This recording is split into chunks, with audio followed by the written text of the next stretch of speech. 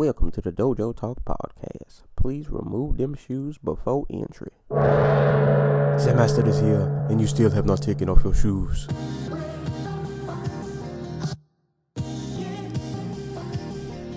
Yeah.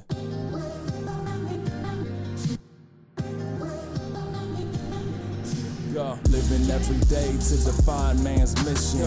Looking to the sky for divine transmission. Deaf man's vision makes the blind man listen. Eyes on the prize, this is blind ambition. Thank you.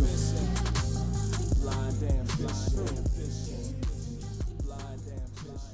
Welcome to the Dojo Talk Podcast. I am your host, Serial Sensei, and I'm here with my co-host, the Anti-Cool. We are on episode 8. And, yeah, what's going on, man? That's good, man. Not much. Especially in that 208. Alright, so before we get to 208, last week, it was my fault. I'll take 100% blame. We didn't record, because life just wasn't kind to me last week, and I honestly just wasn't feeling it, but I still want to go over 2 fights on that card, so... before we get to 208, we will start off with Korean Zombie's return against Dennis Bermudez. I was really hyped for this fight. I was so glad to see Korean Zombie back, and the fight did not disappoint at all. I was surprised it didn't last longer. To be honest, I thought this was actually going to be a pretty tough fight that I thought Zombie could edge out. But he didn't need the full 5 rounds.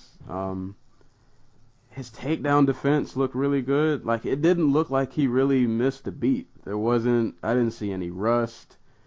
He did get rocked, I think, early in the first. I think he caught like a right hand. But he got his wits back together. He ended up landing a return uppercut on Bermudez, which pretty much shut the lights out. Found it up with a little ground and pound, and that was all she wrote.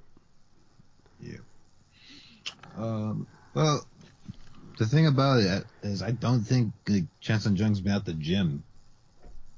Like, I know he got there is like there are levels to like Korean military when you're conscripted. And if depending on how physically fit you are, they'll assign you to like a desk job or something where you don't actually have to go sit in a military barrack for like 2 years. You're right. So Zombie waited until he re-injured the shoulder that was hurt in the Aldo fight to go and just sign up. So basically, he didn't have to be away from his family or away from the gym very much. Like, he worked his 9 to 5 at the desk, like doing paperwork, and then like he would just go and train and hang out with his family. So that's why the grappling looked on point. Yeah, it was. And from there, it was just like getting your timing down. Right, and it didn't take that long. Like, to me, after about the first couple minutes, it looked like the same guy that we watched, back when he was still in the game. And to me, I thought he looked even better. Like, he wasn't really wild with his strikes. Everything was pretty on point, and outside of him eating that one right hand, the rest of the fight for him pretty much went perfect. Yeah. Well, like, I know a lot of us who like watch WC still think of like Korean Zombie as that dude who went in there against Leonard Garcia and like traded windmills for 3 rounds. But he's always been a methodical zombie fighter. Right. For lack of term, yeah. He's artful with his brawling. You know what I mean? Yeah, and like at first I thought the Bermudez fight was just like, wow, they're really just gonna throw this guy in here with a top 10 fighter after he's been away for like 2 years, like 3 now. Yeah, that was like 2.5, I think, close to 3. His last fight was the Aldo fight, and that was August 2013. Man, yeah, he's been out 3.5 years. That's a great return to be out that long. Yeah, and just come back. And Bermudez, it's not like that's not a gimme fight by any stretch. Like, well, that's the thing. Like, the closer we got to the fight, the more I realized like Bermudez is, he hits hard, but he's not gonna put Chancellor Jones lights out. Yeah. He's not a finisher with the strikes, and I don't think Bermudez is some submissions artist. So it made sense to give him that fight to let him come back, but like Bermudez never learns. That's basically the same setup. Like you feint the jab and you throw the uppercut when he dips. That got him in trouble against Jeremy Stevens. And this one was. I saw some people, I don't agree, that thought that stoppage was a little early. You think it was early? No. Yeah, I don't get where. I saw a few people say that, and I was like, I don't think we saw the same knockout. Because when the uppercut landed, he didn't know what was going on. MMA fans don't want guys to stop fights until the fighter's out, like unconscious. Right, like. Which is completely in the face of what boxing does. Or like if the ref thinks you're just unable to like defend yourself or stop punishment, he'll stop the fight. He doesn't even have to be to that extreme. You know what I mean? Like if he thinks you're in danger of like serious damage, he's just gonna stop the fight. Like MMA fans are much more, let the guy die first. Yeah, that that gladiator mentality. You can't let everybody go out on the shield. You got to save. Like there were fans who thought Fedor Henderson was a early stoppage. I'm sorry. Oh, which fight? Hendo versus Fedor. Oh yeah. Well, okay. I'll say in real time when I saw it, I thought it was early. In real time, because the KO happened so fast. Like I didn't even realize that he got knocked out. But yeah, when you saw the replay, no. It wasn't a question. Like, he was out. Like, he face planted, yeah. Yeah, hurt my soul to watch. But, yeah, he definitely face planted. There was no coming back. But with Zombie coming back, getting a win over somebody in the top 15, I'm pretty sure did the rankings come back out already? Yes, I think he's 9th now. I'm not sure. Let me check. So, without looking at the rankings, I don't have them in my face right now. He's tied for like 7th with Charles Oliveira and Yair Rodriguez. So, the UFC's matchmaking kills my soul. So, I immediately thought Korean Zombie versus Yair or Korean Zombie versus Cub.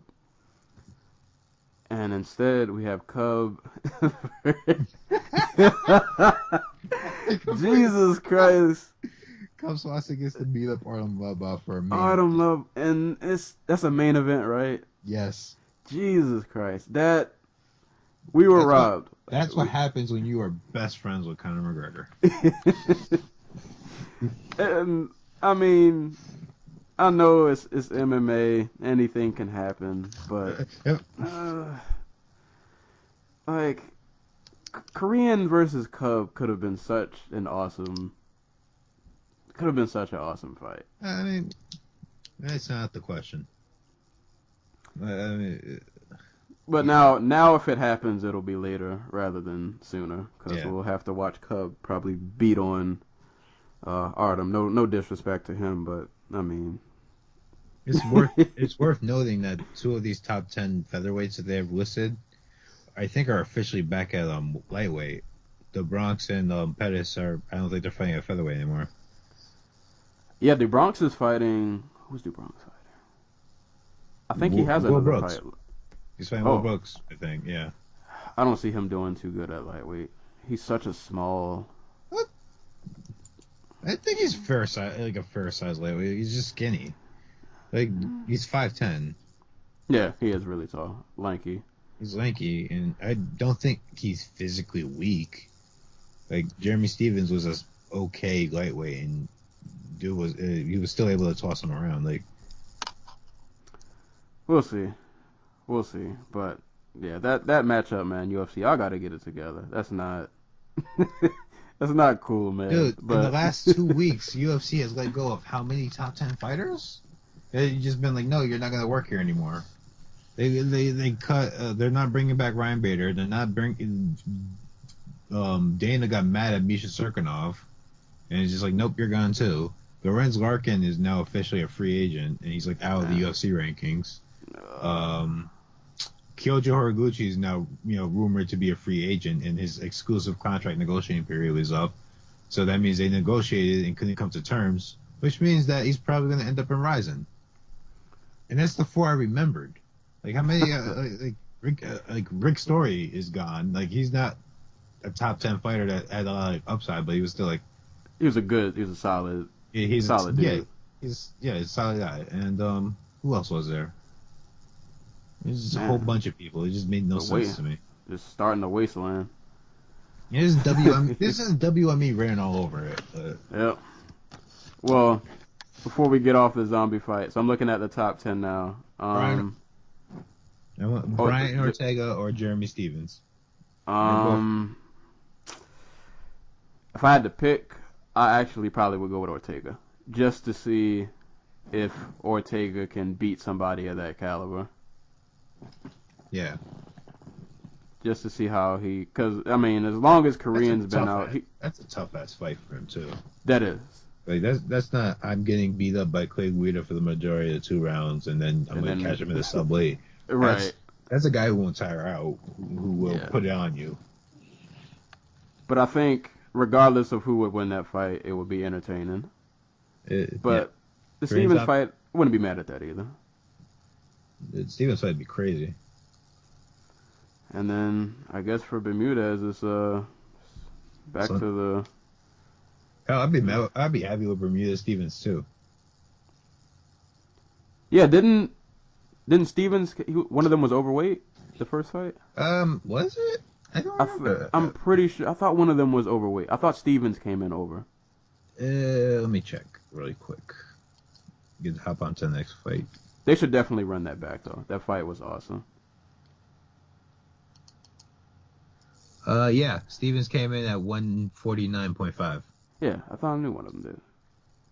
Well, yeah. Dennis tweeted out the next day that Dana White said he could have the rematch, and then Dana White said, "I never said that. This man obviously has brain damage."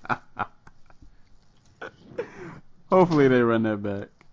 I wouldn't mind seeing that, and I'm definitely looking forward to seeing Zombie, whoever he fights, whoever they match him up with. Hopefully they don't screw up his matchmaking, but. Oh my God! Watch them match him up with Edgar. I mean, at least that's a step forward, though. Cub just took like 4 steps back, but. Well, it's probably going to be Edgar Lamas. I'm down for either of those. I'm down for any zombie fight. I'm down for any of those. Yeah. But on to the next fight from UFC Houston. The last fight on that card, we'll talk about Jessica Andrade versus Angela Hill. Angela Hill made her way back to the UFC after going to Invicta and pretty much handling business there. Comes back to the UFC. Once again, does not get an easy outing.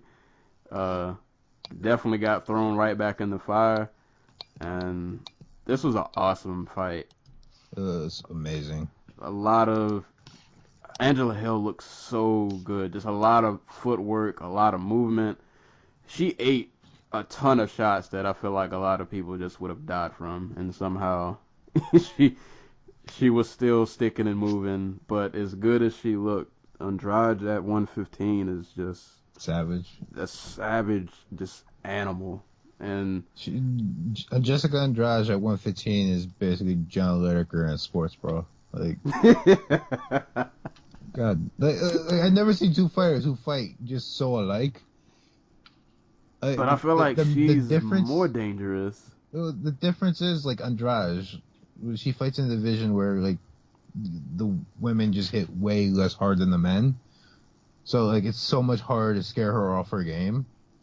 Like, John Lineker, like, you saw him, we didn't see that until he fought TJ Dillashaw, but it's still, like, there were still guys who could crack him, you know what I mean? Right.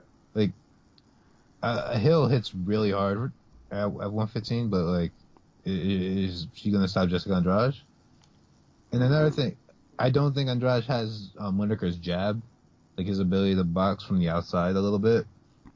But she does carry her, like, she does take her feet with her when she moves.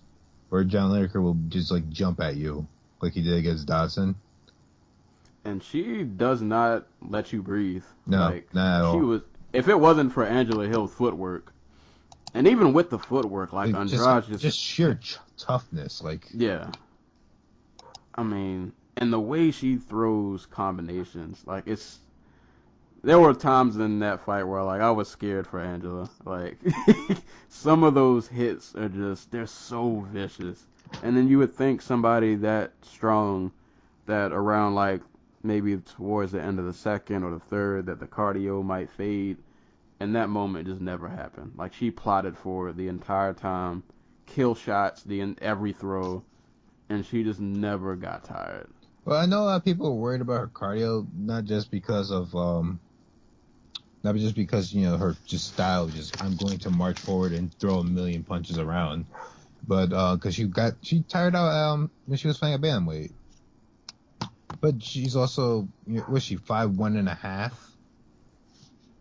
and she's an inside fighter going up against Raquel Pennington.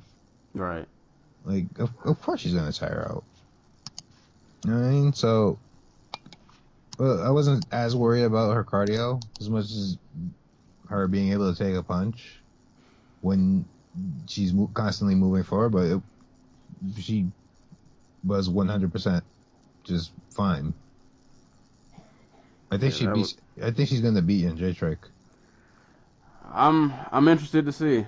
I'm definitely interested. I know I can't call that fight yet, but she's gonna give Jędrzejczyk some problems. Like you said earlier, she doesn't shy off from getting hit. Yeah. Yeah, I feel like she gets hit and she's almost offended. Like, how dare you, like, come in here and think that you're just gonna punch me and I'm just gonna let it go. Like, yeah, that's a scary. If I'm a fighter and Dana calls me and tells me, that's my next opponent, I'm pulling a hamstring, probably the next day. Or yeah. I don't. Oh God. Like Valerie Letourneau, well, not Valerie Letourneau. Carolina Kowalkiewicz, Koya Gadelia, and did she?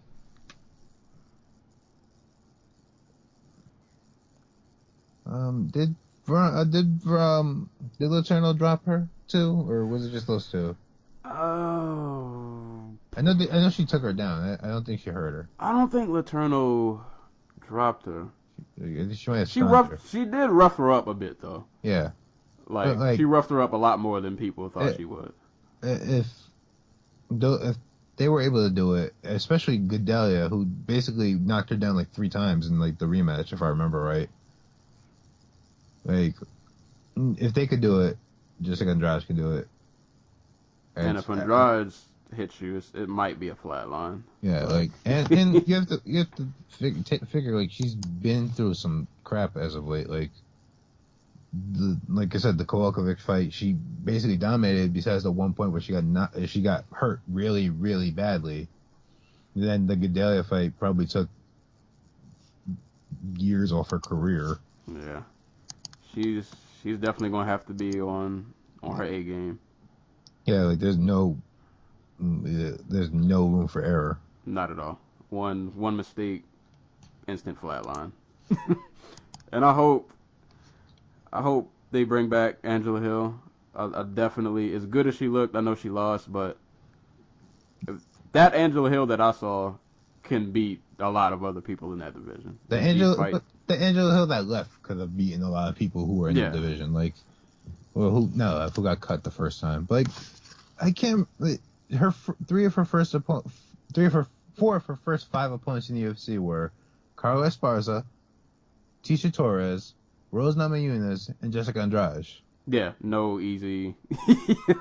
like straight to the wolves. She's only been fighting since 2014, if I remember right. That's insane. Hold up, Esparza was her first? She fought on Tough. Okay. In the first round of Tough. Even Mind you, still, she was 1-0. She had literally just had her first MMA fight like a couple months earlier, so she could qualify for the season. Wow. So you go 1-0, and then you basically get thrown in with a champ. Yep. But I'm pretty sure. I mean, off that performance, I feel like you got to bring her back. Absolutely. They're definitely going to. Yeah, and I don't care really who they match her up with. I want to see her do well. Definitely fun to fight. I mean, fun to watch fight. And yeah, Andrade on Jacek, that's gonna be fireworks, or it might be a flatline. Yeah. Well, we'll see whenever that happens. So guess that's a wrap for UFC Houston. So on to good old UFC 208. Yeah, to be honest, this wasn't the. It was terrible. It was terrible from top to bottom. There were only. Yeah, on a scale, I don't like the fighter bash, but I would say on a scale of 1 to 10, this card was. I mean, all right, so for the main card, it did start off good. Yeah, I mean, you know what I'll say? None of these fights, except maybe I can't comment on Silver Brunson. I'll be upfront. I didn't watch it. None of these fights were terrible on their own. None of them were like Gonzaga versus Erokin, where they're just like looking at each other and like just trying to do stuff. But they were the fights that were competitive in the worst way, and the fights that were one-sided were predictably so. You know what I mean? Like Ryan LaFleur just like freaking boxed Cornero. Yeah, like cardio kickboxing Royan Carnero, and Carnero doing nothing because he can't fight at 170 because apparently it drains all his energy.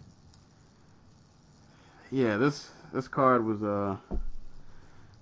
didn't have a lot of highs. Definitely had some lows. Like if you want to go and rewatch fights from like the prelims, the only two I could recommend with good conscience are Wilson Hayes versus Oka Sasaki and the Muhammad Brown fight. Yeah, the rest of these were kind of just but and then the only really good fight on the main card was the opener. Yeah, which we'll definitely get to because that fight was awesome. I expected it to be awesome, and I'm glad I wasn't disappointed. But I guess we will start from the top. Jermaine Durandamy and Holly Holm squared off for the 145-pound title.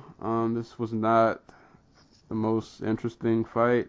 Well, I feel like the most interesting moments were all of the controversial moments. the rest most of the interesting fight part for me was when Winklejohn was in the corner screaming kickbox, and Holly Holm just completely ignored him and just went back to trying to wrestle her. Yeah, this fight. So yeah, for the listeners, so since it's been like a while since this fight happened, I had to rewatch this earlier today. And all right, so in real time, I scored it for Holly 3-2. I gave Jermaine 1 and 2. I gave Holly 3, 4, and 5. Rewatching it, I guess I can say I pretty much came to the same conclusion. But I will say though, now that rewatching it, when in real time, I felt like I was like sure, like 100% Holly Holm won that fight. Rewatching it now, if somebody says Jermaine won, I might not completely agree, but I get it. Yeah. She especially early in the fight, she did land the harder shots. I think her problem, well, I can't say problem because she won, but I think my thing with this fight was I probably would have been more inclined to give it to Jermaine, but I felt like the entire fight she was just kind of waiting for the counter, and she wasn't doing much else. But then on Holly's end, to be honest, I mean, she does her little 3-punch blitz, you know, and then she'll throw in her side kick, and she kind of just played the outside. And aside from the few times that she dropped Durandamy, that she didn't do honestly too much either. So it was kind of a pick'em fight. And then you throw in the late hits, which the ref, I can't remember the ref's name, but I mean, I don't understand how a point wasn't like those late hits were bad. Like they were these were blatantly just late, especially after rewatching the first late hit. It was so far after the bell. I don't know how the first time he didn't just take a point, just off top. She should have been deducted a point. But yeah, what were your thoughts on this this fight? Let me just check real quick. Okay, yeah. Lenny Freskets, I think that's his name. That's Holly Holm's agent. I made this point somewhere else, but I don't think he understands MMA at all. Like, he understands, like, being an agent and getting big fights and, like, getting Holly Holm the biggest paycheck he can. But when your client is 0-2 in her last 2 fights, and, like, she literally just got embarrassed by a kickboxer in her last one, where it was pretty clear through the fight that she had no idea, like, how to adapt to somebody who knew what she was going to do. Why you would go out and fight an arguably better kickboxer? Like, maybe not a better MMA fighter, but a better kickboxer. And I understand where he's coming from. Like, oh, it's a title fight and it's a main event, and I can, get Holly Holm this much money, and we can headline in Brooklyn and do this big gate or whatever. But you come from boxing, man. Like, you should know your client needs a rebound fight. Yeah. Like, this was, oh my god, this is like the definition of a trap fight. I guess high risk, high reward. You win, you're a 2 division, I understand that part of it, but like, the thing, she changed nothing up from the Valentina Shevchenko fight. Like, she's still throwing the same, like, 3-4 piece combinations from 20 feet out and getting countered with just like the most basic of just technique. When she first started doing the clinches, it didn't bother me. Because I was like, all right, she's switching up the flow. She's giving her something else to think about. And maybe if she can land the takedown. I thought she was just trying to tire her out. Yeah, that was Holm's main strength in going into this fight. Where Jermaine is just, like, she's old. Holm is old, but Holm hasn't dealt with as many injuries as Jermaine has. And Jermaine has a full-time job as a cop. So I'm like, okay, she's going to, put the cardio where from here. Like, she can't kickbox with her. She can't take her down. She's going to put her in the clinch, try to break her from there, and just put the volume on her afterwards. But she just kept going back to the clinch. Like, I guess she thought she was winning because she could get Jermaine to the fence with, like, the greatest of ease. But it was like when she got to the fence, she didn't really... She accomplished nothing. Yeah, she didn't do much aside from, I guess you could say, having an advantageous position. Maybe I guess you count that as like control, octagon control. Yeah. But yeah, other than that, the clinch didn't do well for her. The few times I think she tried to take down, I don't think she got any. Like, I've seen like Holm shoot for takedowns before. Like, I think she did against Angela Hayes back when she did her one promotion, like her thing where she promoted her own fight and gave her opponent like $10,000. Like, she shot for a takedown. It was all right. Like, the one she shot the one she was shooting in this fight were ugly as crap. Like, her head was all like in her chest, and she was like, ugh. I wonder if she just felt like out of place because she doesn't do, that's not a typical thing we see from her. Yeah. So maybe like I'm guessing it probably just didn't feel like a natural motion. But then I have to wonder, why was she doing it? Because it seemed like it wasn't part of the game plan, because Winklejohn's just screaming his head off kickbox. I'm going to guess and say the counters that Jermaine were landing were definitely pretty hard. Like, the ones that she landed, they were pretty flush. She probably ate a few of those and probably like, all right, let me see if I can weave something else in here. Yeah, probably. But like, the worst part about it is once she got out of the clinch and like landed that head kick that dropped her in the third. Beautiful kick. Beautiful kick. Beautiful kick. She just never went back to it. Like,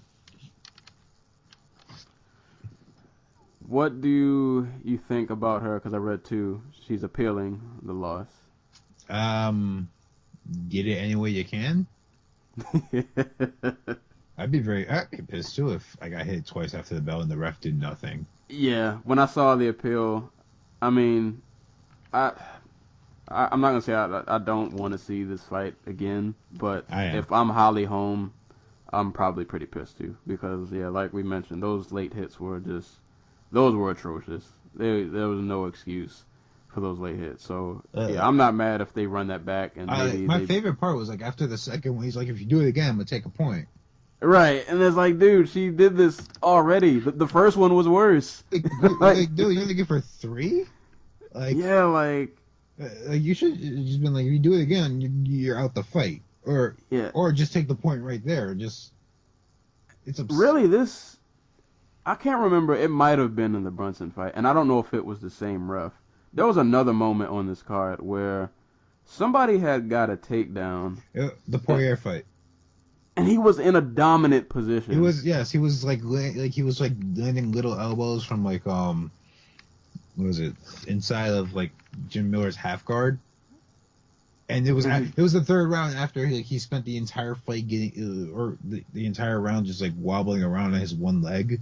Right. His one good leg, and he finally got the takedown. And the ref was just like, "Nope, you're gonna stand right back up and fight." Yeah. And he's like, "Dude." And it was.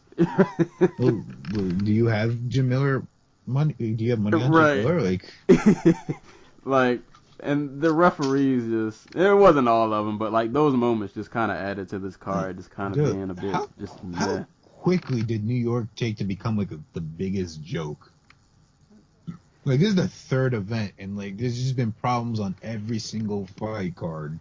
I mean, hey, they're trying to get their feet wet. Maybe eventually they'll. Maybe if they didn't charge out the ass to let small promoters come in and they can get some practice on those promotions, or just bring refs in from Jersey or something. Whatever. They got to figure something out, because this can't. Luck. I mean, it shouldn't happen on any fight, but I would say luckily this was this fight and not say, I don't know, any other title fight you could think of that's not in this division. Where's the Buffalo card? Oh, it's the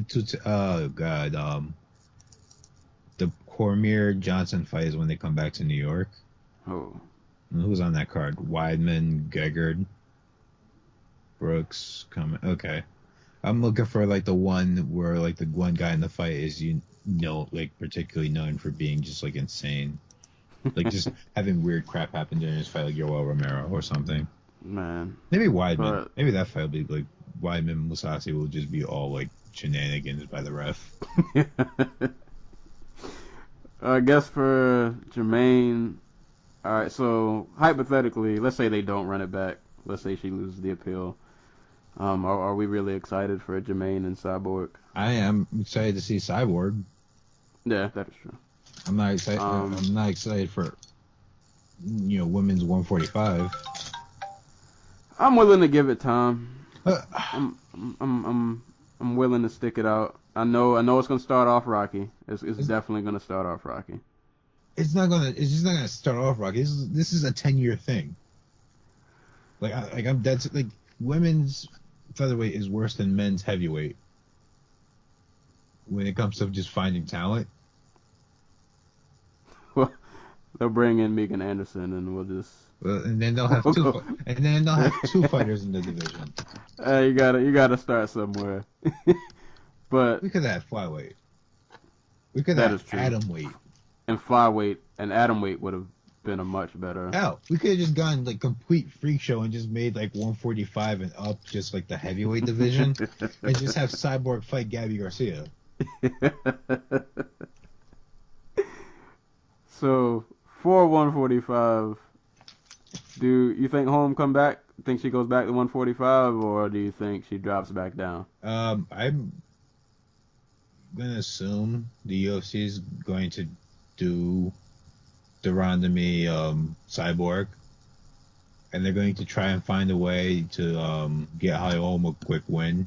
I don't know if they bring in someone like Charmaine Tweet or Megan Anderson or something, and then just have Holm fight Cyborg after she murders Jermaine Ronda-Me.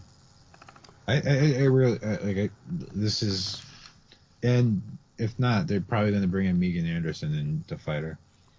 They won't give her. Oh, They should just give her Amanda Nunes. Just like after she fights Valentina Shevchenko and she wins, just let her beat Jermaine for the title, and you have something to market. You know what I mean? yeah. You have this girl who not only beat the two biggest names in women's MMA, or in MMA in general, I guess, on the biggest cards of 2016, but she also came back the next year and became a two division champion. What the hell? Just something positive. Nunes and Cyborg. That'd be a fun fight. That's the That best. would be a That's fun the best fight for Cyborg right now. That's a fun fight. We can only dream though. With this matchmaking, I'm not too sure what I'm gonna get from week to week, so I try not to hold my breath. The craziest part is matchmaking has been solid, except they do these mind-boggling things like make Holly Holm and Jermaine Durandamy for the title, or put Cub Swanson there with Aram Lebov. Yeah, Like it's like the bad ones they do really stick out.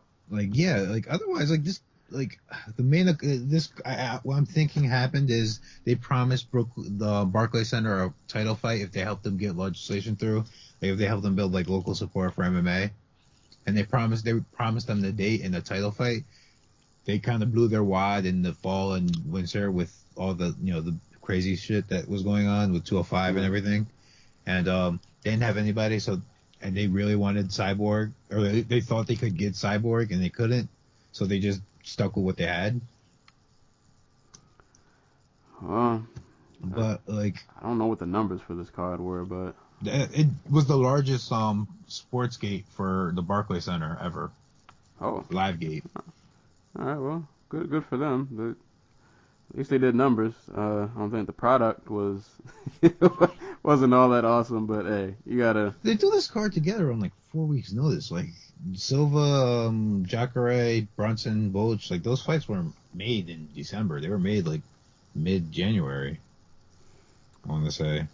Well, hopefully the next time they come back here, we won't have as many shenanigans. But I guess that's pretty much all to talk about for that fight. I guess the co-main, I can't stick on too long since you didn't watch it, but I'll give my 2 cents. Anderson Silva, Derek Brunson. I just went into this fight praying that Anderson didn't get knocked out. He did not get knocked out, so I was a happy camper. Mm-hmm. I remember, I probably should have rewatched this fight too, but I think I gave this 2-1 Anderson. I think I gave Anderson the first. Derek Brunson's very upset with you. Yeah. All right, from my spotty memory, I feel like the first round, neither one of them did a whole lot. Mm-hmm. I don't remember either one of them doing too much, so I think I just gave it to Anderson. Because I can say during this fight, Brunson was a lot more tentative than I thought he would be. Yeah. But then I guess, a 40-year-old Anderson, he's still Anderson. He's still got tricks up his sleeve. And I can say Anderson looked as good as a 40-year-old could look. I mean, the times that he did get loose, he kind of had little splashes of the old Anderson. He looked like he was out there kind of having fun. Brunson, I gave the second round. He did really good in the clinch. Anderson kept letting him land punches, which was terrifying me because I was sure a knockout was coming. Luckily, it didn't happen.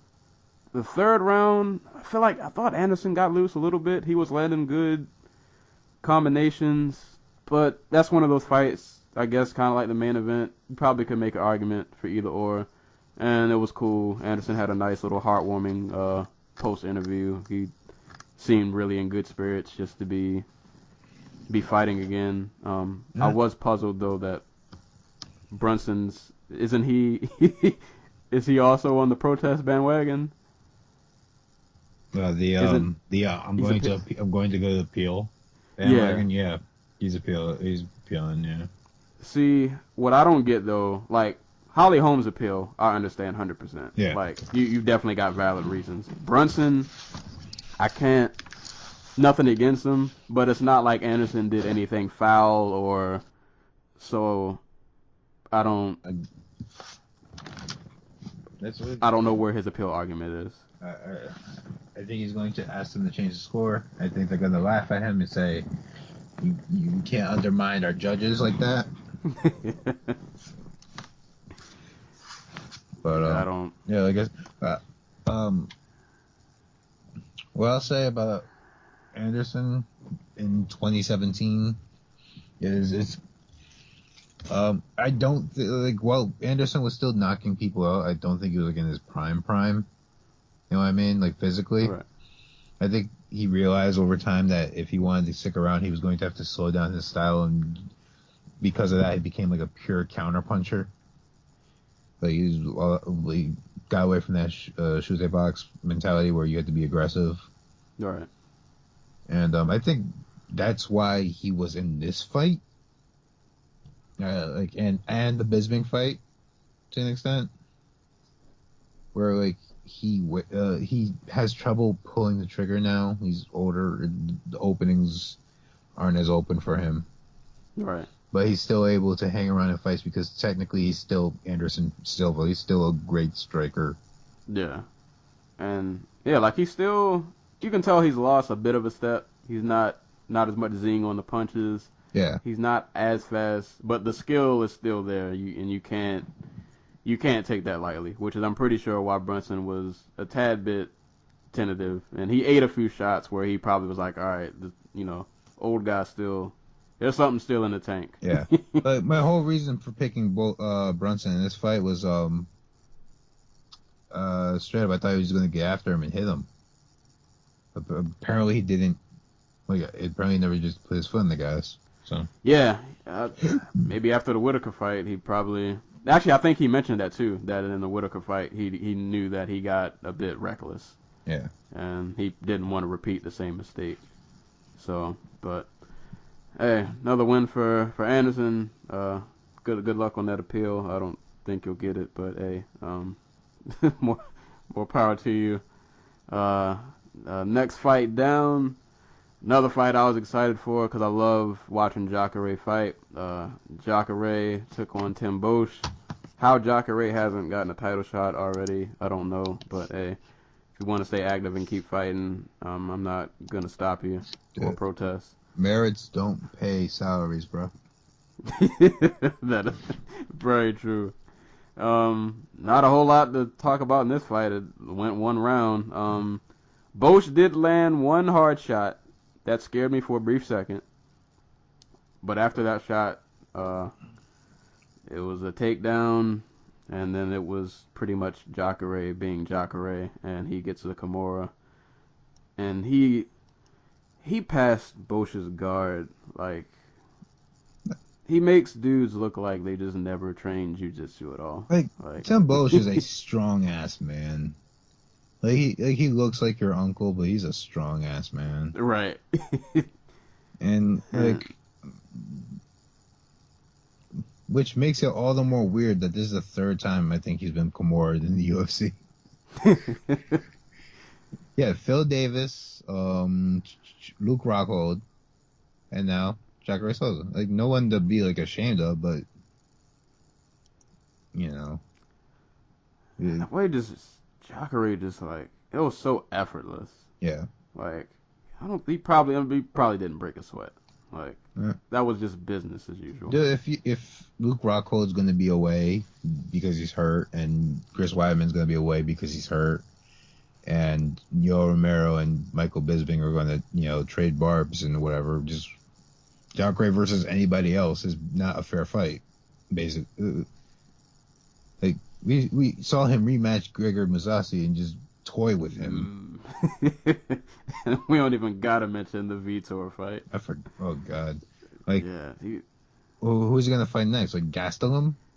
Yeah, that's what I was thinking. Like, there's no. Gastelum, I mean, other than Whitaker, a title shot, isn't. Like,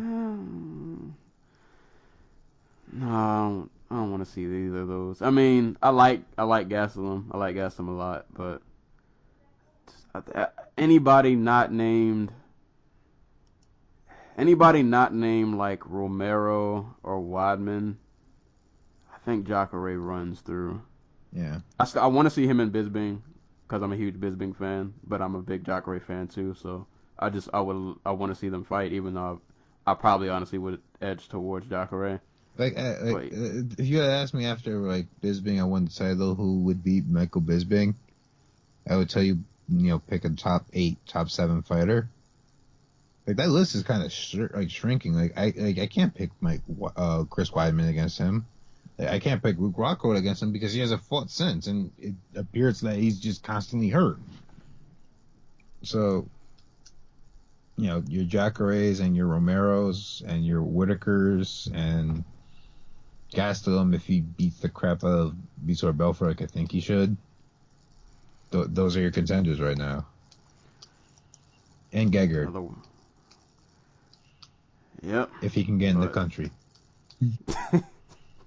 That's another... That's like a whole nother podcast. Oh, man. I hope he gets back in. I actually wouldn't mind seeing him and Bisping either. I think stylistically that would be a fun fight to watch. Man, if I'm Gegard and that Weidman fight falls apart, I just go to 205. Pretty much, because now that's like a wasteland. I mean, you get one win at 205, you're basically not too far from a title shot, especially with somebody of his name. But, you said Rockhold is hurt. Because I was going to say, because the Jacare Rockhold too, we never got that fight. And my interest in that fight is kind of waning a little bit. But if that fight would happen, I still would love to see it because the first fight was so good. Mm-hmm. I was trying to think though, who's evolved more since that first fight? Ooh, out of those two, out of Jacare and Rockhold. Tough. God. Because I wanted to say Jacare because I think his hands have gotten a lot better. Yeah. But Rockhold wasn't that amazing of a striker in Strikeforce, and he got so much better when he got to UFC. And I know he's had some I can't say bad losses, but his losses have been kind of like, they've been not so kind to him. Yeah. But when he's on and he looks good, he's the best middleweight not named Yoel Romero. Right. He's a killer when he's on. So I would definitely be interested to see that rematch. I think I would pick Jacare, but if Rockhold won, I wouldn't be surprised. Yeah. At this point, I'd pick most top 5 middleweights over Rockhold until I see him back and healthy. Maybe not Weidman, because I don't think Weidman's healthy either. I think coming back after getting neck surgery and when he got back to training 5 weeks later, that was dumb. He came back and fought Yoel Romero and got kneed in the face twice. Ooh, yeah, that was brutal. That was a brutal knee. I know he wanted to fight in New York, but yeah, you gotta. Yeah. I hope to see him back though. I hope he makes it back. But yeah, man, Jacare, he's still Jacare. They gotta give this man a title shot sooner or later because the dude's just such a killer. But guess on to the next fight. When I saw this matchup, I was a bit puzzled. Dude, it's in the tradition of Glover Teixeira has to fight every 205 prospect ever so that they never get any traction. So we get Glover Teixeira versus former heavyweight Jared Cannonier. Sorry if I'm butchering his name. I guess this fight was kind of what I expected. You got a really, really highly ranked dude fighting, a guy who basically a prospect. A guy. Yeah, but props to Cannonier though. He looked, for a hot second, he looked like he was about to do something in the first round. Right. Yeah, he wobbled to share that one time, and it was kind of a moment he might, You might have a new top 10 light heavyweight. But, right. But Teixeira, man, Teixeira is so well-rounded. The hands are good. He was getting pretty much takedowns at will. It didn't really matter. Teixeira's, he is, I want to say he's a throwback, but he is very good at certain things at certain parts of like he's not a great wrestler, but he is a very good he has a very good was it like snatch single leg. Right. I don't think like everybody always talks about how he's like this great boxer. He has a good overhand right and understanding of distance. And you know he showed off like decent like boxing skills, I guess. But he's not an amazing striker, you know what I mean? He's a well put together fighter. Right. But what he does best is when he gets on top of you. Like once he gets you down and he's in your guard and he's passing and he's going for submissions and throwing ground and pound, everything like that. Yeah, and there's nothing you can do. And that's kind of, I mean, props to Jared. I mean, he was hanging in there. He was trying to amount something, but it was just one of those experience things, pretty much. I mean, you fight a guy like Glover, he's been around forever, and he's really high skilled. There's only so much. Just like to point this out, you should not get the snatch single to the to just getting like fully mounted or whatever. Like he did that 6 times in this fight. Like that's basically the experience gap between these two right now. Yeah. And I was really surprised that so many people were like really on that cannoneer train where they thought, oh, he's gonna go in there, he's gonna, you know, Glover is past his best days, which is true physically, but just because what they were there was a lot of talk after he got knocked out by the very first punch, like Rumble landed on him. But that was like, that's Rumble. I mean, but yeah, one is Rumble. That would have happened. One is that would have happened to anybody. And 2, if we're talking about Rumble broke, like potentially breaking Glover, and Cannoneer just getting in there and just being the guy like beat them after that, I think that's more of that would have been more of an indictment against like where Glover was at 37 years old and like when he started fighting, 15 years of fighting. You know what I mean? As opposed to Cannoneer being like this super talent who's just about to blitzkrieg to do it. Like Kutalaba took him down at will. Like Glover, Cannoneer got up, but like Kutalaba, I think that was the first training camp since he became an MMA fighter where he went back to his wrestling. Like to go actually like he spent all his MMA time training in a boxing gym. That's how he was preparing for fights. And if you're getting taken down by the guy who isn't even doing his wrestling anymore, like an experienced fighter who knows how to get inside and take you down is going to take you down and get on top of you and stay there. Yeah. I'm sorry. And even a Glover that's past his prime is still better than like probably about a good 85% of that division. Yep. So, yeah, I mean, but Jared, you know, hopefully he'll get better. We'll see him back. Not a bad show. I mean, not a bad show. Not a bad show to fight somebody that high caliber, and like, you had a bright moment. Not a bad showing, but like, what'd you really expect? I guess. Yeah, it was nothing else. Unless he pulled the major upset, you kind of knew what was going to happen. Yeah. So like, this was a case of a 205er getting a little bit of like momentum, and everybody praying that he just came through. Because that division is curse flat. It's about to get David Branch. Yeah, buddy. We'll talk about that later. But right, he defends his belts. He does. But last fight on the main card. Last fight on the card. Yeah, this was the one fight that was worth the watch from beginning to end. Dustin Poirier and Jim Miller went into this fight pretty much expecting Rock'em Sock'em Robots. I thought the fight would end in a finish. It didn't end in a finish, but a lot of action. Pretty much just. I straight up thought Jim Miller was gonna get knocked out in the very first round. Yeah, Poirier's a beast at 155. He is just so on point. He'd be so good if he was just like a little bit better defensively. Yeah, I mean, aside from the Johnson loss, he's not much else bad to say. I mean, he took it to Miller. Props to Miller. He he survives a couple of blitzkriegs, but Miller definitely landed his own good shots, and then he tore into Poirier's leg in that third round. I mean, like, he brutalized Poirier's leg. Like Poirier posted a picture today of like his foot, and he's like the blood swelling's like the blood is finally like leaving my foot, and I can finally walk and put my shoes. Man, Like I don't think he's at the point where he can put his shoes on. Like, oh man, they look that swollen.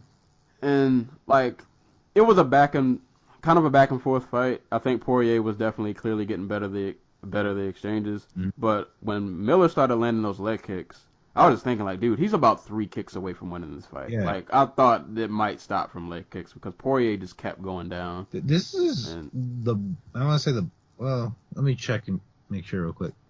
Yeah, I think this is the best Poirier Miller has looked against like top flight competition in a long time. Like, he beat Alves, but Alves was coming off that wonky weight cut. Yeah. Like, most people think he probably lost the Lozon rematch. And the Gomi fight was against Gomi, so, you know.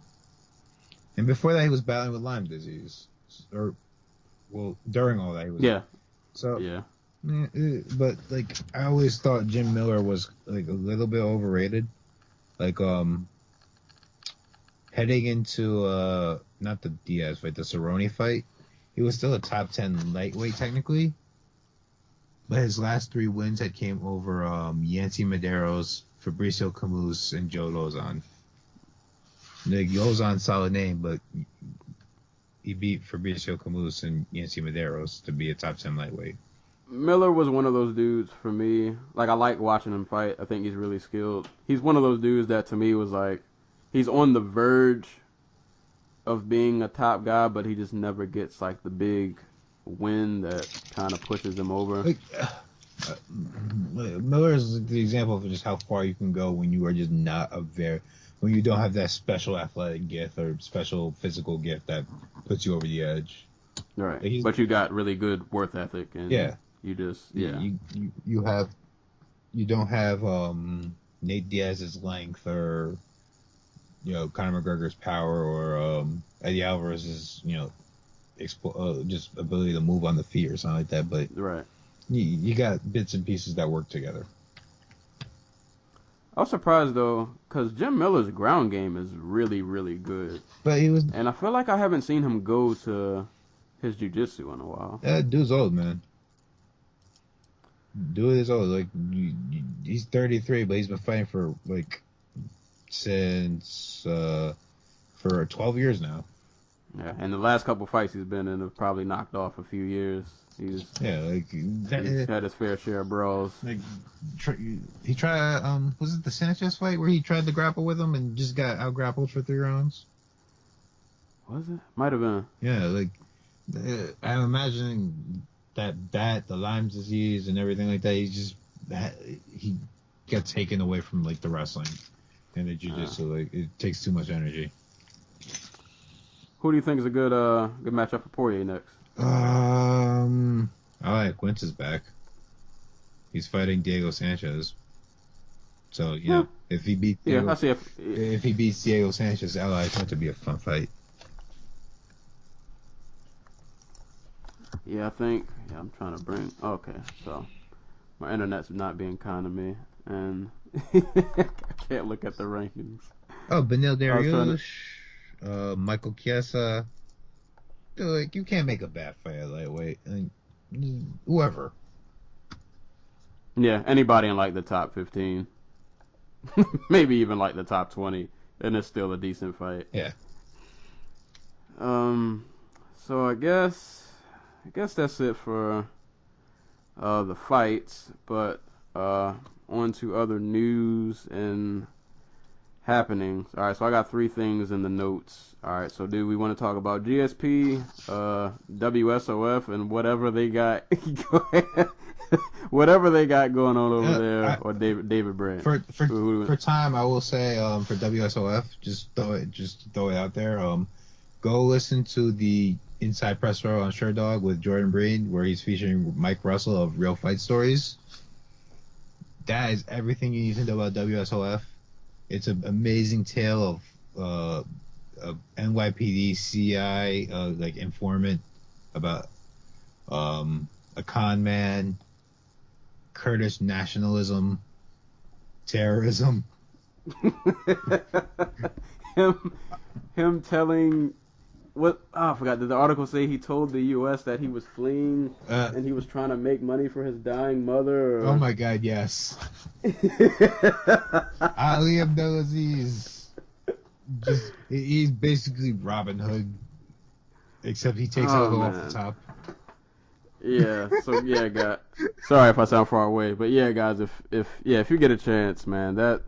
If I remember, I'm gonna have to hold on to this article. I'll post it in the show notes. Where he lied to the NYPD about being a judo Olympian. It was literally like I don't like.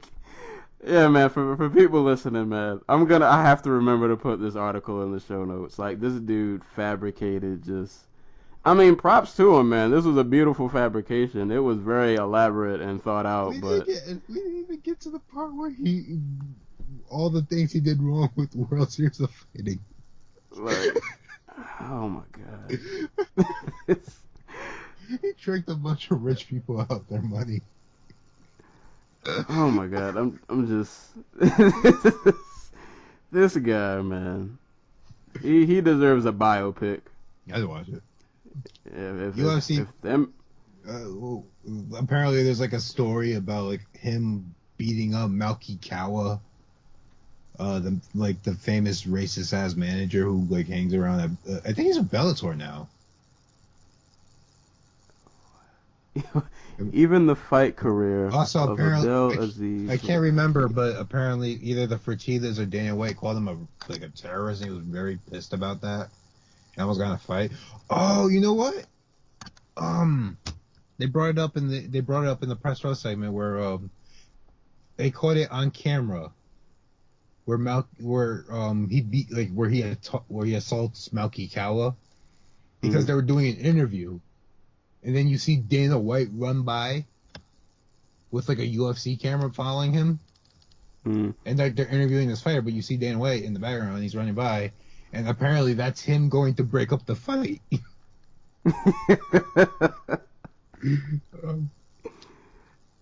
Oh, God. This article is just, yeah. I'm going to have to put this in the show notes. Like World Series of Fighting is one of the great con jobs in sports history. Yeah. One day I'll have a 30 for 30. This definitely is 30 for 30 material. It should win a Golden Globe or whatever it is that the OJ movie is up for. And then aside from him, all the champs are the whole organization. I feel like is probably just gonna fold within. I mean, props to them for lasting this long. In 2015, they're still here. They're still, but. I feel like at this point, though, so apparently Gaethje is still there, but he's going to fight out his contract and then test the free market, which to me just means I'm leaving. Yep.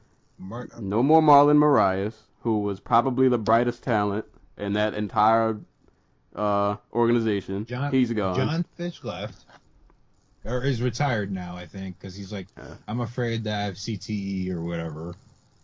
Yeah, so no Fitch. Who was their other champion? I think they lost their flyweight champion. I don't even remember their flyweight. Magomed. To be honest. Magomed Bilatov.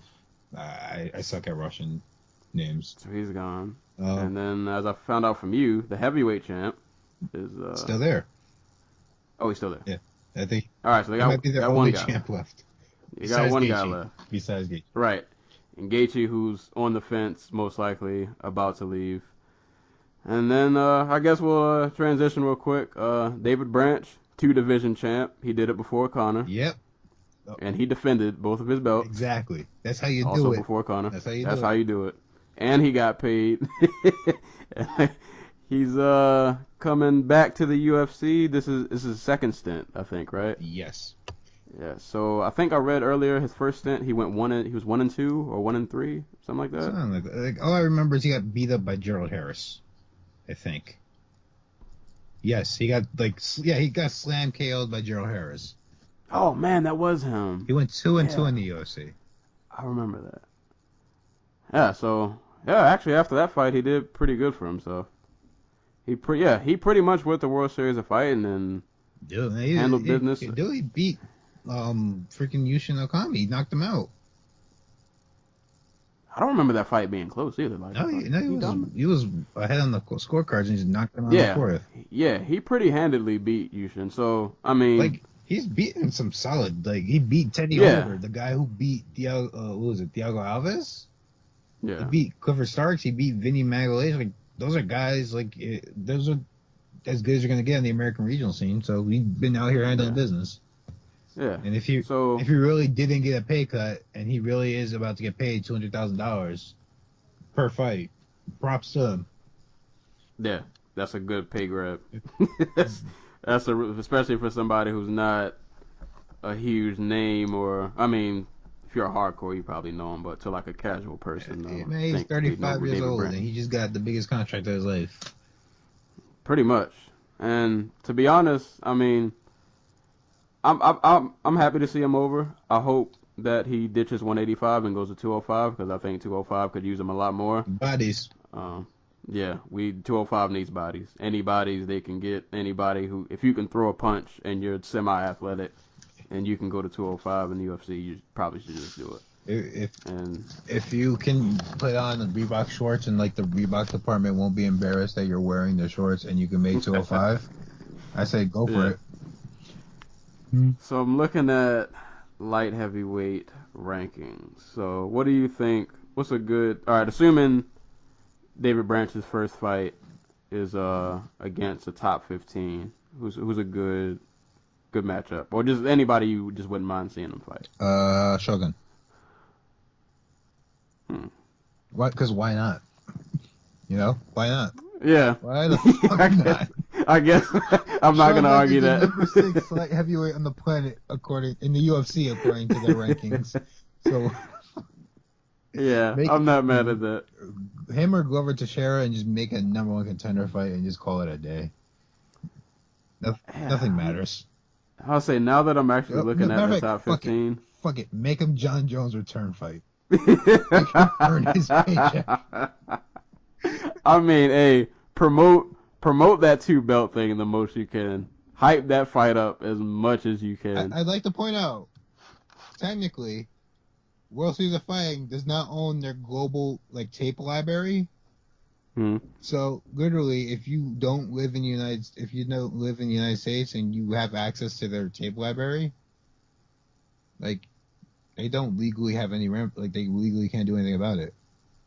So they can show his highlight reel. So if you want to put I don't know, John Jones versus Dave Branch in Mexico, I don't know legally if they could stop them from using their advertising material. I'm all for it.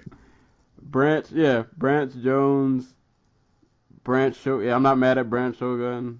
I'm not even mad at Branch and Nikita. Every Nikita Krylov fight is a gift. He is the mining Al Capone. I'm not mad at that fight. But if he... Alright, we'll just say, if he does 185... that is dumb. I'm sorry. Hypothetically speaking, he does 185. Who are we trying to see? Whitaker or Jotko? I'll give him Whitaker. I mean, Whitaker has to fight somebody eventually. Yeah. I don't mean talent-wise. I mean he literally has to fight somebody eventually. I can't remember the last time I saw him. And I mean, albeit Branch's wins have been outside the UFC, but like you said, it's been solid competition, and he's a good fighter. Yeah. You know, he's pretty well-rounded. But how high do we think his UFC ceiling is? At light heavyweight, if Shogun could be number 6 at light heavyweight, I don't see why Dave Branch can. Corey Anderson's number 7. Does the All right, so Corey we're going Anderson that got friends. beat up by Shogun, does he beat Dave Branch? So are we going Friends top 5, or we say definitely he's top 5? French top 5. Well, Friends well, top Ryan 5. Bader's gone, so that opens up So a whole he other might spot. he might spot in. Yeah, Bader's gone, so that would bump Manua up to 4, and Shogun would be at 5. Well, it also doesn't account for John Jones, but we also don't Oh know if yeah. John Jones is ever going to come back because he's insane. So And then Gustafson, I don't know what's up with. he's hurt, or he's probably hurt. Yeah. I say he's top 5. Sure, why not? He'll come over and be top 5. I don't know how long he'll stay in that position, but I think realistically though, he can get together a few wins. Dude, like if he beats 2 of the bottom of the top 10, like there's no reason he can't be a title. Like if he beats Volkan Ozdemir and Nikita Krylov, there's no reason not to give him a title shot. Like, Right. the champ has to defend this belt sometime. Yeah, and the pickings it's not like they got a whole lot to. Gustafson's always hurt. If Johnson wins the belt, is anybody gonna actually put up money to see Glover get knocked out by him again? Yeah. And that leaves like Jimmy Manua, who I think he fought Rumble already, right? And guys, Yes, he did, and it did not. yeah, no one wants to see that again. Yeah. Like if you're just looking for a fresh name, and like Dave Branch. Yeah, Dave Branch is he might be the superhero. He might be the hero we needed that we didn't know we needed. And then we can have our WSOF like 205, like official title to fight, like Right. and we can see who really is the draw because Dave Branch outdrew Rumble Johnson in their 2 fights. Like what card did Dave Branch headline? Was it the second card? I was like, who were Dave Branch? Was the Okami? Was that a headline? I think so, but I don't think that was his second fight in WSOF. Because I remember this. Okay. Oh, okay. I know what I'm thinking about. Okay, so WSOF 2 and WSOF 5 were headlined by Arlovsky Johnson and Arlovsky Kyle, right? And Dave Branch headlined the 10th one. The 10th one ended up doing better than Arlovsky versus Johnson in ratings. So by that logic, Dave Branch is a bigger star than Anthony Rumble Johnson. And Branch is on a 1, 2, 3, 4, 5, 6, 7, 8, 9, 10 fight. If I counted right. Oh, dude, it'd be a rematch. I forgot they fought in Titan UFC. Wow. Hey man, Branch has been around the. He's been around the block. Oh, he lost a decision. That's admirable considering most people get slaughtered by Rumble. So. Yep. Hey man, you never know. Dave Branch might come over and Wreck shop. Right. And I feel like at this point in MMA, anything's possible. But seriously though, best of luck to him. I hope they are paying him that $200,000. If you pulled off that contract, I can't hate on you. Definitely get your money. and wear your 2 belts everywhere you go. Dude, just tape over the WSOF and just be like, I'm the champ. All right, you're gonna be the new. You're not gonna be the new Connor, but he's gonna be bigger than Connor. We'll see. But I guess last topic that I can think of. This just broke today earlier. At least I think it did. I just saw it earlier while I was at work. Mr. Ariel Helwani broke the news. Yeah, the champ, Georges. The god, he's back. Allegedly. Well, I guess you could say it's official. We don't have a fight lined up, but yeah. But he is allegedly close to finalizing a deal. Yeah. So it's looking like this is not a drill. St. Pierre is back. When I first saw the article, I had a mixture of emotions. GSP, I'll say he is my all-time favorite fighter.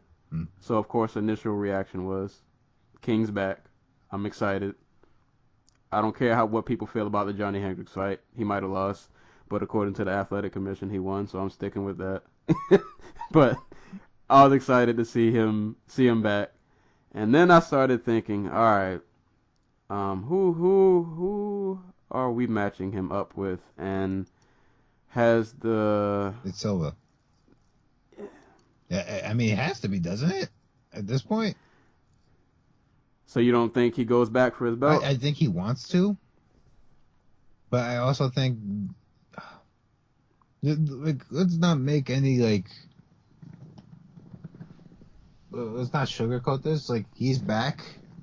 Like, the reason they didn't bring him back is because I think the UFC thought they were going to be like have Ronda and have Conor, and they wouldn't need him. Right. Or at least have somebody who they could sell.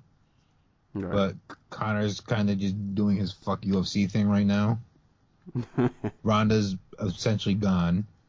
Yeah. Paige Van Zant kind of fell face first on when they gave her they were gearing up to give her the reins and run with the ship for a little bit. Who else? Sage is Sage, and he's 10 years away from being a good fighter. So UFC's kind of like WME has to start paying back their loans soon. Like, if not already, then really soon. Yeah, and they're gonna have to go for the cash fights. And they're they need money. Like, this is that. And if I don't know if the UFC will go like, you know what, just go fight the winner of Lawler versus not Lawler, Thompson versus Woodley, and we'll make money that way, or they're going to go for the fight that they know is going to bring in like near $1 million. Yeah, I was gonna say now that you actually bring that up, the Silva fight probably does make a lot of sense, because I know a few years ago this fight had a lot of steam, and I think it was something everybody wanted to see a lot more because they were both still in their primes. Right. You got to strike with the iron's hot. You can't let it happen what happened with boxing, right? Right. And, the famous Fertitta tweet goes, freaking Silva Jones, it's happening. Yeah, and we all. I didn't hold my breath for that fight. Yeah,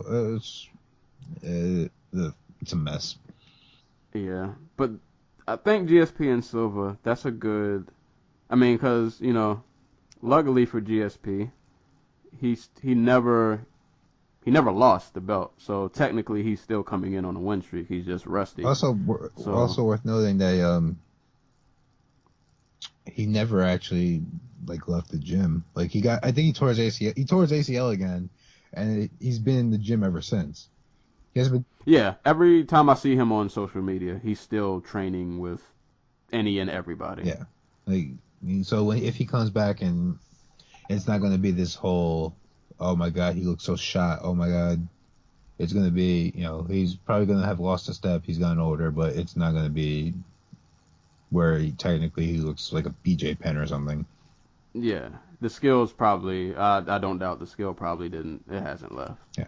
But all right. So if we do GSP Silva, I'm assuming this will be at middleweight, because I know GSP has talked about even possibly wanting to fight Bisping at middleweight. So I only assume they'll do this at 185. If they do it and that he does beat Silva, if this all does come together, he does beat Silva, there's no way they don't give him Michael Bisping.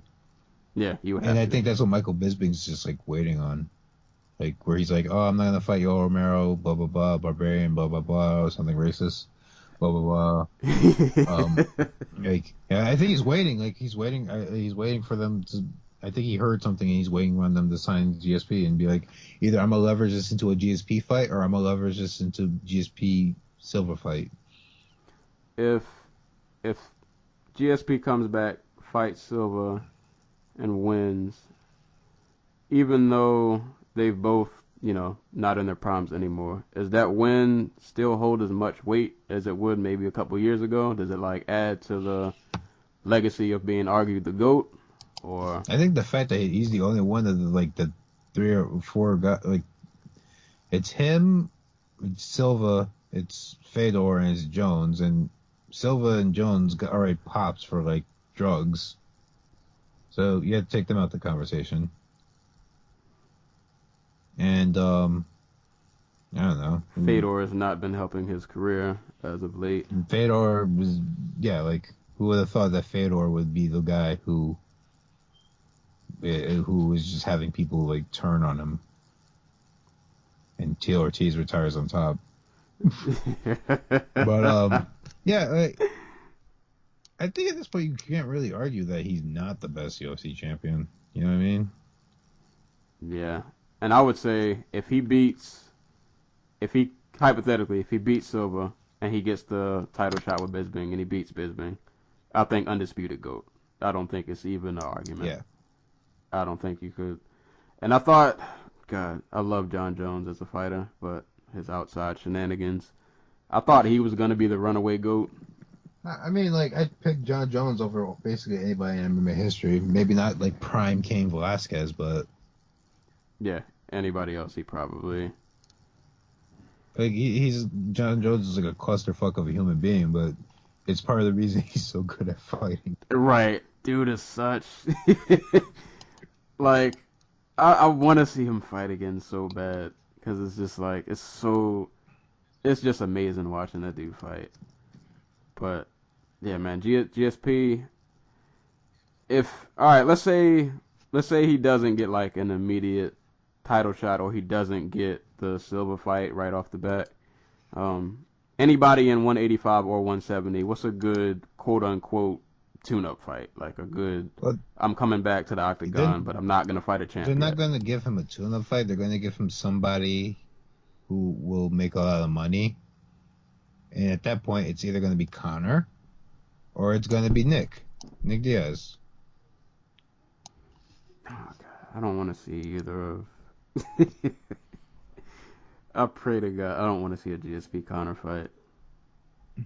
I feel like I'm going to go into a tangent because I'm going to just sound like a Conor hater. But, you know what, though? I could see the Conor GSP fight happening, though. Because, like you said, loans do not pay themselves. Conor and GSP, that just screams money grab. That's a $2 million. That's a $2 million buy rate fight. Yeah, off rip. Like, that's without even any other announcements on the card. Yeah. Like, those two alone they're bringing in money.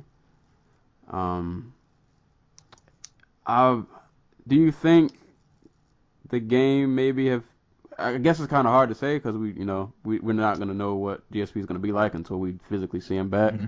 But do you think the game has kind of evolved that maybe he might be a few steps behind, or you think he'll be able to get right back in the mix? Well, like when he was fighting Johnny Hendricks and Robbie Lawler. Well, he didn't fight Robbie Lawler, but Robbie Lawler was in the title picture. I was thinking, I thought that honestly the game had kind of passed him by then.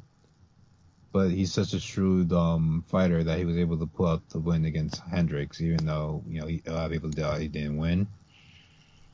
Like, amazingly technical, like defensive wrestlers and combination punchers, like with power, who were able to make the small adjustments on the inside that were able to put power on his face and stuff like that. Like, I think those were the two toughest matchups for him, and now they're gone. So, it like Woodley, Wonderboy, Maya. I would love to see GSP and Maya, actually. That's a fight I would love to see. Yeah, that was a fight I wanted to see before GSP went over yonder. Yeah. But yeah, I think that's a real interesting matchup. Mm-hmm. But like those are like they all have their own little weirdness to them. But I don't think Tyron Woodley is so amazing that GSP couldn't just out wrestle him for 3 rounds. Like honestly, we're not that far from Woodley just like looking completely clueless against Rory McDonald.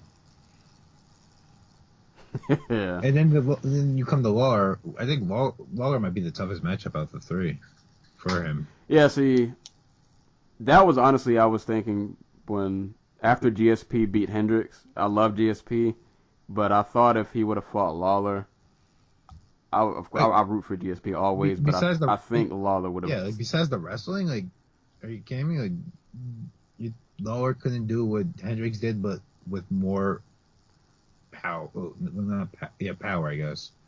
Because that's when. More power, probably better technique. Yeah. Yeah, he killer. And if GSP wouldn't be able to take him down, that fight would have been a long night. And Lawler has ridiculous takedown defense. Yeah. There was a point in the McDonald fight, I think it was, the rematch, where McDonald clearly had him hurt and tired, and shot so deep on him that it looked inevitable that he was about to get taken down, and he just stuffed it like it was nothing. Got up on his face again. And I can't remember if it was that same fight. Somebody had took him down, and he was literally laughing. And I think he ended up getting back up. It might have been the Brown fight. He got taken down. He was literally smiling, like he just knew he was gonna pop back up, and he did. It was a Brown or Ellenberger, I think. Man. But yeah, Lawler, I think, is a tough fight for him. Yeah. Wonder Boy has me up in the air because of his reach and everything like that. But he's gotten a lot better as a wrestler. I'm not sure that changes anything. You know. Wonder Boy is one of those dudes. The championship potential is there. I just feel like I don't know, maybe he just needs to tweak a little something here. They're he's almost there. Yeah. Honestly, I expect him to beat Woodley this time. I do too. I thought he should have won the first fight, but I think that was kind of me underestimating Woodley. Yeah. Woodley did a lot better in that fight than I probably gave him credit for. Absolutely. But that fight made me, I don't want to say big on Woodley, but the respect went up. The respect went up because his game is not very terribly complicated, but he makes it work. Right. Yeah, man. So we just kind of ran through the gamut. Anything else going on in the fight world? Any other? Let me go back to my notes. Did I miss anything? Not really.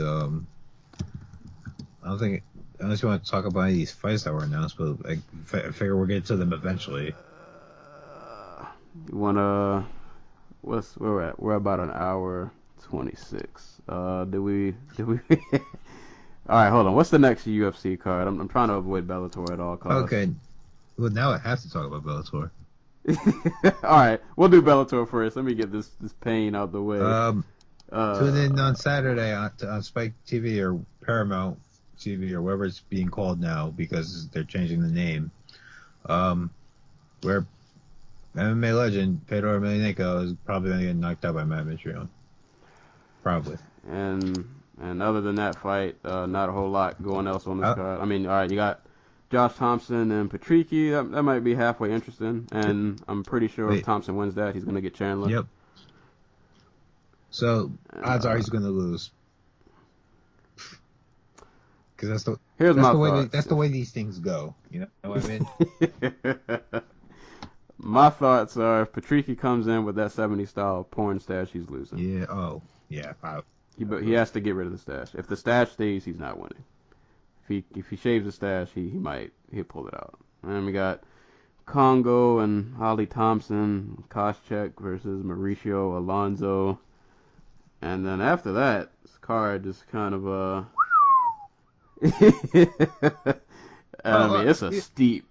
Well, there's one interesting fight on the prelims, and it's where is it? Anatoly Tolov versus Francisco Franca.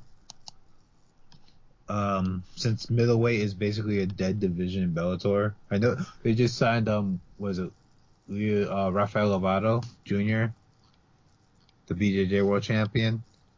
Mm-hmm. But yeah, so the fight to watch in the prelims is Anatoly Tolov versus Francisco Franca, middleweight fight. It probably doesn't have title implications, but fuck, you can get a middleweight title. Yeah, I'm about to say, if they string together a good 2-3 wins, they'll at least be in contention. Yeah, and Tolov's a good fighter. He's a guy who probably should have been off the Russian circuit a long ass time ago. I mean, I guess we probably got the same thing. Predictions: Fedor, Mitrione, 1 round, 2 rounds. How do we see this? 1 round. 1 round. 1 round. Well, you know what? Yeah. Fedor could beat Mitrione. Mitrione's chinny. He's not. Fabio Maldonado is nothing but, freaking cast iron tough. So Fedor not being able to put Fabio Maldonado away might not be the end of the world. But Mitrione would probably be by being athletic and young. Well, not younger, but less shop worn. Yeah. Still has some of that explosive spark to knock guys out. Yeah. So. God, this fight hurts my soul. I'll just say whoever wins in the first round. I'm probably gonna watch this fight with one eye open and pray for the best. Yeah, I just want to point out, if Fedor had beaten Fabio Maldonado, and he probably would be in the UFC right now. Probably. That UFC dream I gave up a while ago. Actually, at this point, even if he went on a win streak, I'm not sure I want to see it anymore. I was watching that fight. I could just see like the contract getting put through the shredder that the UFC had ready. You know what? I don't think I actually watched that fight, to be honest. Oh my god, it's so amazing. Like, I heard everybody told me about it, and then I might have seen a minute or two of it, and I was like, I can't watch this. It got kind of boring after the first round, where Fedor kind of just took over with his more technical style, and Fabio Maldonado just kind of shut down. But yeah, that first 5 minutes, oh my god, it was beautiful. It was just the circus that is MMA in Russia and in MMA in general. Blatant favoritism. I'll add that fight on my watch list. If you have to, just watch the fight. If you can't sit through the whole thing, just watch the first round. It's amazing. God. And I guess predictions for this next UFC card: Black Beast, yeah, Derek Lewis against Travis Brown. You say Travis Brown finally left Glendale Fight Club? I think it's at Kings now. I'm not sure. I don't remember. But I'll go with Derek Lewis tentatively, and that's just favoritism. It's just bias. I want him to win. Best post-fight interviews, pretty much of all time. Top 5, at least. Top five bonus money spender. Dude just bought a yellow, a golden go-kart or whatever. What I'll say though about Derek Lewis that I like is after the Nelson fight, a lot of fighters, well, I can't say a lot, some people do, but he acknowledged that fight was pretty garbage, and that he was pretty adamant that he wasn't satisfied with what he did. So, and also shout out, also because he's an American hero, just pointing out. He is. He should be everybody's role model. Dude got drunk when he was 19 years old. Had a bunch of KKK members just pull a shotgun out him and just proceed to beat their ass. And got sent to jail because he was on probation. Oh man, you know who else is on this card? Oh, my man who got called out, Mr. Jack Marshman. Yo, who's that? Yeah. Jack Marshman and Thiago Santos. That's a fun little middleweight fight. I'll be rooting for Marshman just because. Sam Alvey main event. In Wales. Oh man, but so what are the dates for these cards? So the Bellator card is on the 18th, so that is this Saturday. The UFC card is the 19th. Yep. That's why. God, I hate the UFC doing cards on Sunday. Then I have to stay up late and be tired. Oh God, I'm gonna have to pick. Okay, everybody's gonna hate me. I'm gonna have to pick between the UFC and Walking Dead. I think the main card is kind of garbage. I'm not gonna lie. It's actually really garbage. Hendricks Lombard in the co-main event. That could be fun, or it could be just stone cold terrible. I think Lombard bullies him. I think Lombard bullies him. I don't. My faith in Hendricks is kind of depleted. But And Lombard doesn't always have the best performances, he but also got knocked out by like one-legged standing back fists by Old Man Henderson. I know Henderson hits hard, but the man was on one leg and he literally just swung his arm back. That was a nasty KO, It though. was. That was brutal. But, alright, so probably for that card, I'll watch the main event, and I'll probably have to go back and rewatch the other fights. I'm not going to lie. When Walking Dead comes on, I kind of shut everything else out. It's one of the... Just shout out three other, like four other fights, I guess, really quick. Sarah McMahon riding a 2-fight win streak in a division where like 3 of the top 5 fighters left in 2016, 2017. So, a win over late replacement Gina Mazzani probably doesn't get her a title fight, but it might get her an eliminator bout against someone like the Rocky Pennington or run back like a Liz Carmouche, or hell, they might even give her Holly Holm and put that on like FS1. That's what the Sports Sound Off guys were saying. But that's McMahon getting wins is good because McMahon seems like the nicest woman. And then I just noticed also we got the return of Carla Esparza, who I felt like I have not seen in quite some time. What? Juliana Lima in April last year. So almost a year, yeah. So she comes back. She managed to duck her way out of fighting both Jessica Andrade and Claudia Gadelha. and that's not me judging her. It's just staying a fact because, it's just me staying a fact. She dug Claudia Gadelha and Jessica Andrade. Well, to her credit, I won't give you a pass on Gadelha. I will give you a pass for ducking Andrade. I would duck that fight too. But she's fighting Randa Marcos.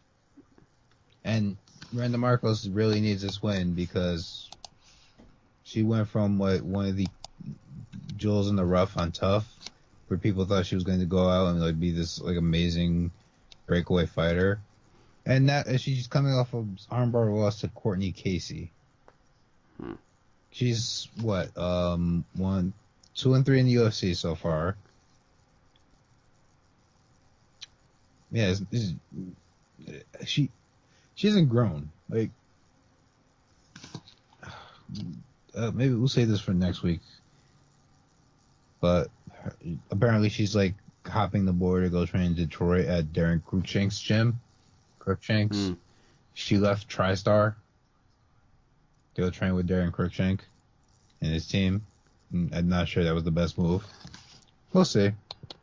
We'll see. Shout out to Paul Felder. He's on here too. Oh, yes? Yep, Paul Felder versus Alessandro Ricci. Whoever that fellow is. Shout outs to Faraz Sahabi's little brother, Ayman Sahabi, who's making his debut against Reginald Oliveira. He is arguably Canada's best prospect. I'm not sure that's saying much anymore, because the Canada regional scene is just so dry, and there's just no way to get fights. So guys just end up retiring just mad young, or they just go do like kickboxing or something. I didn't know that. Is he a striker? I'm not sure. I don't think I've seen him fight. Didn't know Faraz had a little brother, but that's dope though. Well, I'll definitely be pulling for him though. That'll be a good little feel good story. And my personal main event from the card is Santiago Ponzinibbio versus Nordine Taleb. Santiago Ponzinibbio is part of that welterweight mid upper tier core where they're just violent as fuck. Like in that Tim Means boat where they're right. Not quite there as a top 10 fighter yet, but good God, they could murderize just about anybody else in this division. Oh, he beat Court McGee. Zach Cummins, Sean Strickland, and Andreas Stahl. He put up a decent enough fight against Larkin. Like it wasn't Yeah, he's got some solid wins. He's a quality top 15 welterweight, I think. And he's fighting somebody who's coming off of like Nordin Taleb has just kind of been the prime example of why people don't like Faraz Sahabi fighters. Which is kind of boring. He's coming off a KO win over Eric Silva, but God, I don't even want to. That guy's now I don't even like to speak of his name anymore. Oh man. Oh, real quick though before we close, I want to get. Was this on the UFC Houston card? I gotta give a shout out to my man Curtis Blades. Oh, yeah. For the wrestling clinic that he I can't. Who did he fight? I cannot remember the guy. He fought Adam Milstead. Yeah, man. Blades looked good, man. Dude, he finally got out the UFC gym. Yeah, like he looked good, man. I hope. I did not know he was still in the UFC gym. That's insane. No wonder he got his ass beat by friggin' Francis Ngannou. You know what though? Props to even that fight because I feel like at this point going to a decision with Ngannou is like. Oh, he didn't go to the decision. Like the ref stopped it after that. The doctor stopped after the second round. Oh, I thought okay. But no, like he's tough as shit. Like yeah, man. Curtis Blades has all the upside in the world for a heavyweight. He's man. Future top 10 guy. I hope he pans out to be as good as because Lord knows heavyweight needs the talent, and he's definitely got something special there. I hope and aside from having like the coolest name you could possibly have. Also, thoughts and prayers with Adam Milstead's knee, because good. Oh God. Yeah. Oh yeah, I forgot his knee blew out, and didn't his knee go out the first, and he still came out? It went out. It went out in the first. Like I think he tweaked it as Blades was like re-dragging him down to the ground, like on re-entry, and like he obviously heard it. Like he grimaced, he grabbed it, but he kept fighting, and then the round was over, and he like tiptoed back to his corner. And I don't know why they sent him back out. Yeah, like I get it. You guys trying to be tough, but yeah, you gotta protect them. Like yeah, you gotta protect. You gotta protect. Now he's probably not gonna fight. Like, I know you wanted him to get that win bonus money and everything. Yeah, move up the rankings and everything. But like he's not gonna stop. He couldn't stop a takedown with two legs. How's he gonna stop him? One, two. You just screwed him out all the paychecks he would have earned this year for fighting if he had came back. So you shoot yourself in your foot. So yeah, that's just terrible corner. Yeah, that was not. Yeah. Oh yeah. Hopefully it gets better. Yeah, that was. I forgot that happened. That was a brutal. That was pretty. What was really injury. fucked up is the dude's like what's he do? He lays like I want to say he does railroad work, like he lays like pikes and everything for tracks. You can't go to work Monday. Right. You can Monday, Tuesday. That's a call out all week. Dude, maybe even longer. He could have torn. He might have torn his ACL or something. Like. Yeah, that's respect the fighters, man. Respect the fight. You gotta protect your. You gotta protect your fighter. Yeah, that's not a good look. Yeah, and you just took years probably off that man's career just off that one moment when you decide to send him back out. And yeah, but we are coming up on an hour 40 plus. We got a lot covered though. Any last parting shots? Go watch regional MMA, please. Keep it support the sport. CFFC 63 is going down in Atlantic City at the Borgata this weekend, February 18th. If you don't want, Dana's supposed to be there, right? Yes, he's going to be there looking for a fight. Guys like I don't know how to pronounce this man's name. Zulu and Ayan Wu, heavyweight. Sean Teed, heavyweight title fight. Former UFC fighter Nick Pace, dude who introduced the Pylori choke, Pace choke, whatever, to the UFC, first bantamweight fight in the UFC. He's trying to put his career back together after some slip-ups where he missed weight. Like he fought Miguel Torres 6 pounds overweight. And he's defending his title against his fighter out of Turkey, K. Rutley.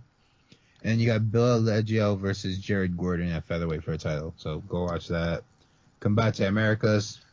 They're doing big crap in like Mexico. They got like a big Latin America deal. So expect a lot of just really talented Latin fighters. That's going to be February 16th. And Cage Warriors, duh. Which is like Cage Warriors, best of European MMA. It's always fun. Cage Warriors 18 is this Saturday, February 18th. Oh man, so it's MMA all weekend. Yep. And there's LFA. LFA 4 is on Friday on AXS TV. And oh my god, I hope I can watch that. I love, because I used to love watching RFA and Legacy, and I have not watched them combine forces yet. Well, yeah, that's the reason too, because Angela Lee is going to be defending her. Angela is going to be fighting for the inaugural LFA flyweight championship in the co-main event. Hold up, Angela Lee. Angela KGB Lee. Oh, KGB Yes. Lee. Okay. Oh no, I was thinking of the chick from 1FC. Completely different person. Well, her name isn't even Angela. no, I can't remember her first name. I'm sorry. God, what is her name? Amanda? Oh my god, this is gonna bug me now. I think I mixed them up too. I can't remember KGB's real first name. We'll figure it out. Do I care enough to check? Oh no, Angela is the chick. Andrea KGB. Okay, Angela is the one from yeah, 1FC. no, you're right. And in the main event, it's Kevin Aguilar and Damon Jackson. Damon Jackson, former UFC fighter.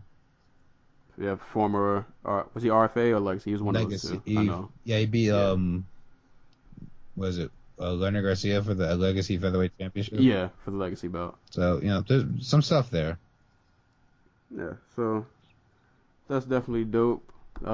Yeah, good regional shows, and as far as I've seen, especially. And I'm gonna sue the. if you like amateur wrestling, Freestyle World Cup is back on. Trump couldn't stop it. Hey Ron, it's gonna be America and Iran and a bunch of other countries that won't do as well. Freestyle World Cup will be February 16th and 17th, and you can check that out on United World Wrestling's website. So UWW. That's good. I guess my parting shot. I want to give a shout out to my man Tom Duquesnoy. Yeah. I hope I'm not. He, I don't think he has a fight lined up, but I think he's supposed to fight in April. Yes. Former 2 division champ from Bama. I'm so excited to see this dude fight. I want to see blood and fireworks, and I'm pretty sure that's what he's gonna bring.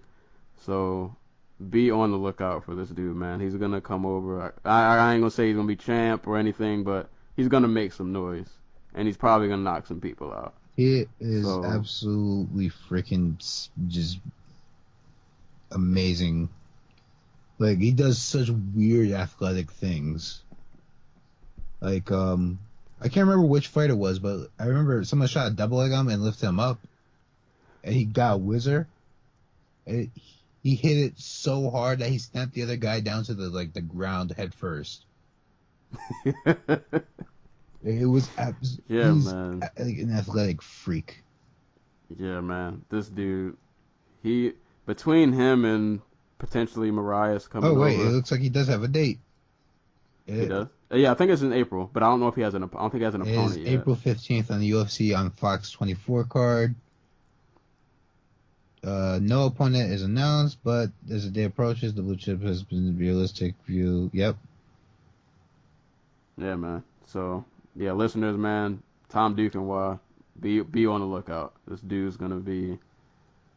He's somebody to keep an eye on. He's gonna be a problem. But bantamweight. He's gonna definitely be a problem. That division's if they get him and Marias, that division, I mean, it's already pretty good, but There's a Shark Tank. yeah, it's gonna be that division gonna be real deep. It's gonna be a lot of problems in that division. But I guess for today that will be the show.